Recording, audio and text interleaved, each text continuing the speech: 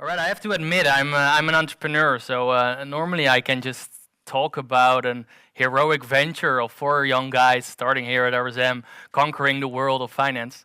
Now I actually have to say things that make sense. So that's new for me, but I'll try to walk you all through it. We all started here, I must say. I started here with four friends, and we were in an entrepreneurship master, and we were with like 100 people in the room, and they asked us, okay, who's going to be an entrepreneur when he's finished with studying? Like 95% of the fingers, so 95 fingers went up, and everybody wanted to be an entrepreneur. When they asked the same question at the end of the year, and okay, who is going to be an entrepreneur tomorrow? I mean, we finished our studies and we get started.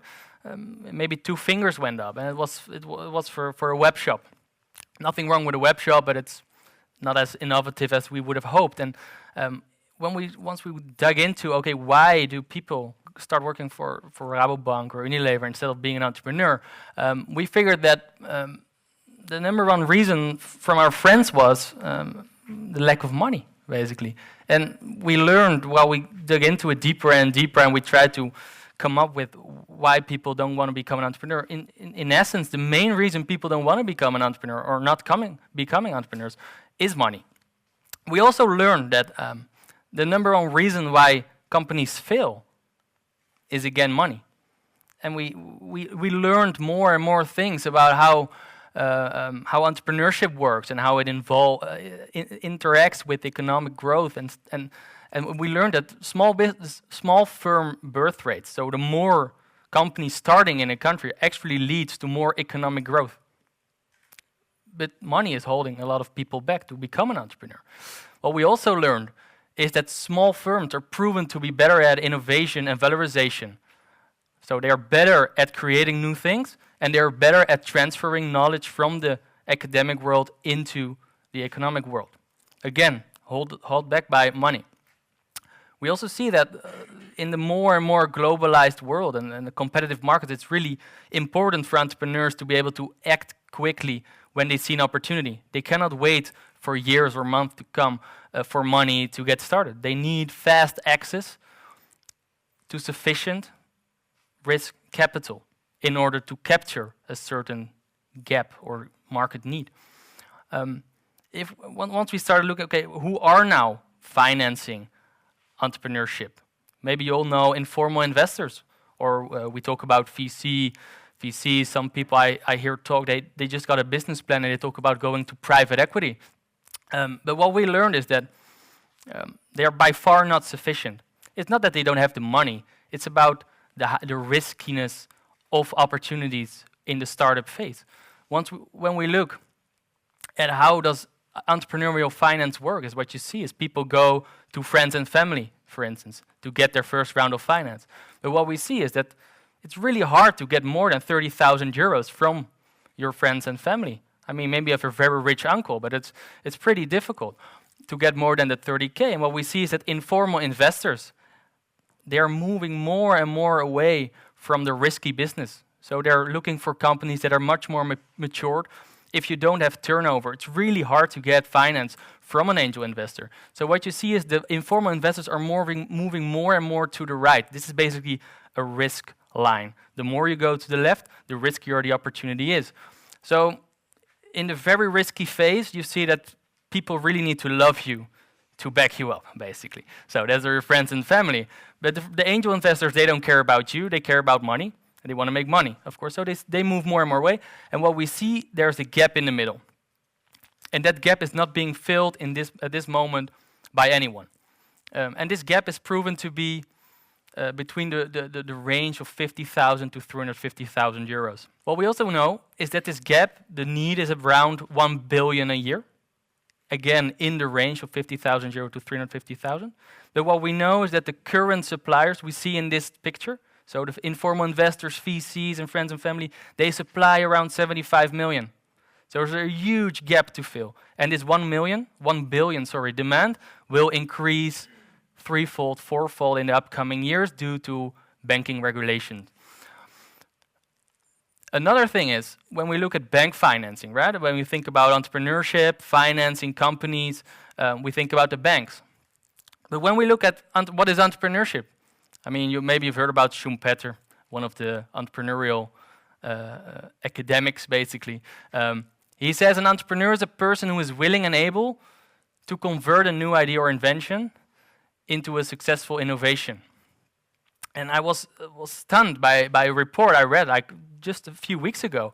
It's from the Economic Research Institute, and I translated from Dutch to English. It said, the unique risk profile of innovating companies makes them less attractive for banking credit. Hence, innovation entails uncertainty. That's funny, right?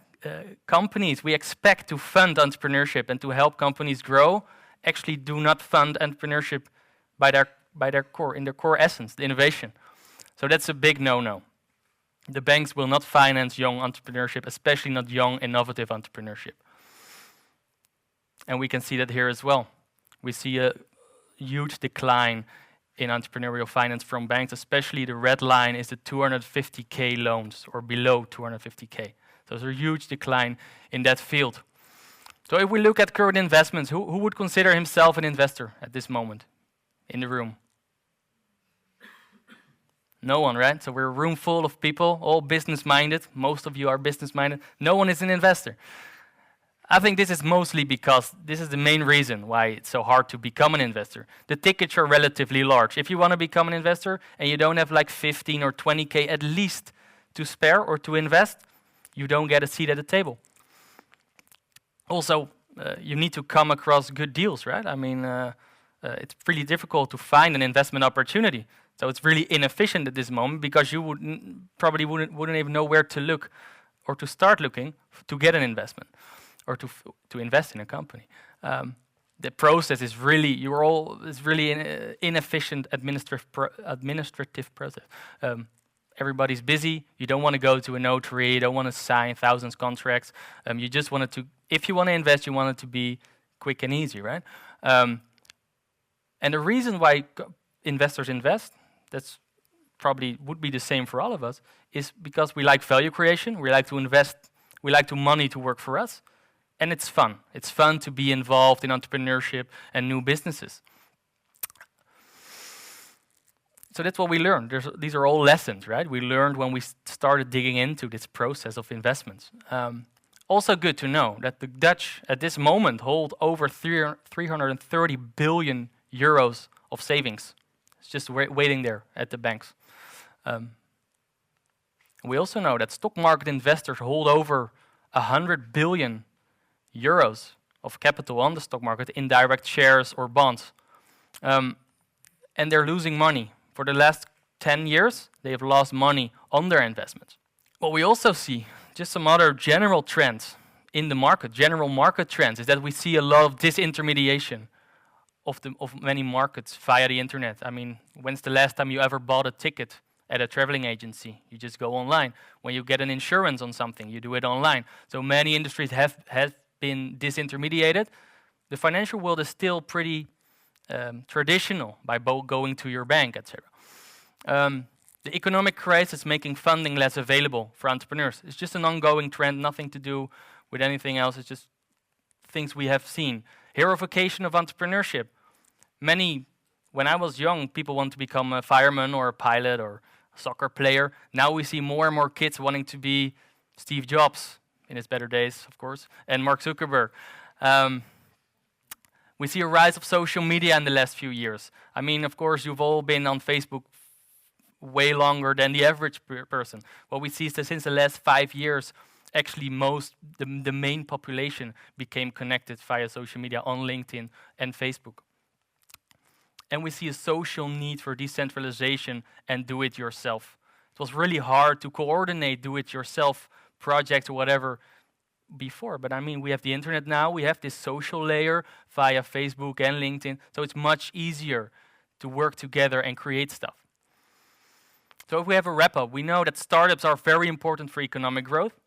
The current financing options are insufficient for the startup domain. A large pool of untapped potential is available. And there are favorable general trends for doing things differently. Well, that's what we had when we were with these 4 guys sitting in a room thinking of how we could change the world. So we thought, okay, what if we could create a structure that would allow everyone to invest fully online, no administrative process. Let you get in touch with deals, investment opportunities really easily, fully online, and you can compare them. You could actually contribute with the entrepreneur. So you see something you like, you can do more than just invest, but also share your network and share your expertise. And is a professional, realistic alternative for investors and entrepreneurs, and not just something where you put your picture online and you ask for money. It should be a real alternative. So did it work? I don't know, but this is what the Carl Esposty said. He said the Dutch did it again 400 years after creating the first stock market in the world. Well, I leave to you who those Dutchies were. So how does it work? I mean, probably you've seen crowdfunding. How does it work? You and many people can invest together in a company and you become partial owners. It's really simple, and that's the basic principle of what we've done. We've created a platform where a lot of people can invest in startup companies from as little as 20 euros and co-create businesses. That's what we wanted to do. Probably people who know crowdfunding have seen cases like this, right? So you see a Pebble watch on Kickstarter. They've raised over $10 million for this case. Is this an exception? Most likely, yes. This is like, of the 100 crowdfunding projects you'll see in the world, 99.9% will attract less than $10,000. Only a very few will be able to attract much more. What you will see much more is companies like this. This is a cheese factory, a Dutch brie maker. He needed to expand his processes, and he attracted 45,000 euros in 3 weeks from, as you can see, 102 investors. This will much more likely be what you will see from crowdfunding. Again, another one. This is touch over the internet. So you stick a USB stick with this thing attached on one side of the world, and another person on the other side of the world sticks it in his computer, and you can actually, when you touch it here, you can feel it over there. I mean, you can use it for many obvious things, but this was for military people and grandpa and grandma with their grandkids, so they could feel connected. You dirty minds. And why would you start investing? I mean, let's say you could invest from as little as 20 euros. Why would you invest in startup companies? Or why wouldn't you just go to Zalando and buy a new pair of shoes? Or you go to the movies, or you just spend it on beer. You could buy 10 beer as well for 20 euros. Well, just to walk you through it, if you would have invested 20 euros in one of these companies in the first round, what would it be? LinkedIn, 6,810 euros at this moment. Of course, it can move a little. I mean, every day is different, but it will be around these numbers.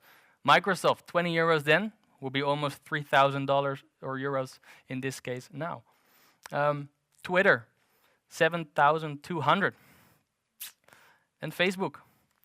This is the pre-IPO Twitter valuation, by the way. So I didn't update it for that yet. I didn't compensate. Facebook, I did compensate for the IPO. Who dares to take a guess? Higher than 10? 20,000? One more guess? 50,000. 20 euros then would be almost $250,000 at this moment. So if you would have been Mark Zuckerberg's roommate and you would have invested that 20 euros, or let's make it 100 euros, you would be a millionaire right now.